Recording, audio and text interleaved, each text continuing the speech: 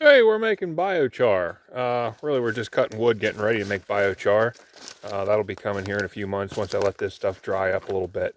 Just cut these pieces into about 3 or 4 foot lengths. I did this because it makes it easier to transport it. Generally cutting pretty small stuff. I did cut some stuff that was, probably up to 4 inches, maybe even 5 in a few cases, but trying to keep it small. Also just trying to clear some trails here. Uh, if it was green, I probably would chip a lot of this stuff and just put it directly on the ground, or collect it and bucket it back to the homestead there and use that for mulch and stuff like that. But I figured it's winter time, it's December. I need to clear up some of these trails anyway, so I might as well use this material to make char. I've made it once before in kind of a Kontiki, about a cubic meter hole dug in the ground. It seemed to work really good. I'm going to dig it out a little bit again and improve upon that, but I need some fuel before I do that. The last time I fired it, I used some tree tops that my father-in-law had cut when he was cutting some firewood, and he just kind of left a mess. So I pushed that stuff back in the woods, and I ended up pulling a lot of material out of that. Well, it's getting to be a few years old, and there's some wildlife living in it, so time to start cutting my own stuff. So there's some red oak in there, some maple. That's locust there, but that's pretty rare to see in there. A lot of witch hazel, a lot of probably red maple, the occasional cherry in there. But just little shit here on this section of property in southwestern Pennsylvania. This was raped pretty good here, a century or more ago. This was stripped of vegetation,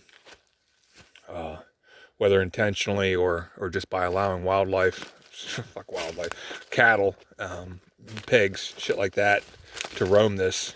And what happened was a lot of erosion. Down in here is a pretty good gully. Nasty insides cuts down through there, and it's continuing to erode. It's pretty harmed. So I do put some material down in there to try to slow the water down and try to get some deposition of detritus and sediment and shit like that. So over the next few years, I'm going to try to get that to fill back in. But up in here, I'd like to thin this stuff out a little bit, allow a little more sunlight to reach the ground. I think the density of trees in here is sufficiently high to hold what ground there is back. It's time to start thinning it out a bit and getting some of this.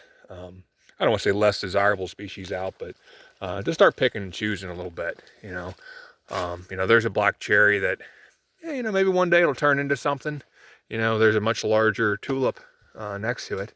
That's going to be a lot taller, and it's going to get a lot bigger a lot sooner, but it's also probably going to die a lot sooner too. So I do a lot of picking and choosing, selective cutting here. There's a really small red oak. There's a couple of maples back in through here. Anytime I see a hickory or something, I definitely select for the hickories. It's kind of a wild looking, I want to say it's a mocker nut hickory here. Kind of wild, but much larger tree. It's producing mass, so I definitely select for that. I do like the cherries because they produce some bird food. The maples don't get me nearly as excited just because they cycle nutrients and all that good stuff. But I'll pick a cherry usually over a maple. It's a nice cucumber in here, cucumber magnolia. Nice straight one there. So anyway, and besides that, there's a couple of the occasional white oak in here. We have here, this is probably a hickory here, younger hickory. Probably gonna be a shag. I would say shag bark. Let's see what else we got. I saw some Juneberry in here, occasional Juneberry. A couple tulips back in through there, some of the taller stuff. So, I'm never going to timber this. I have no intention of ever timbering it.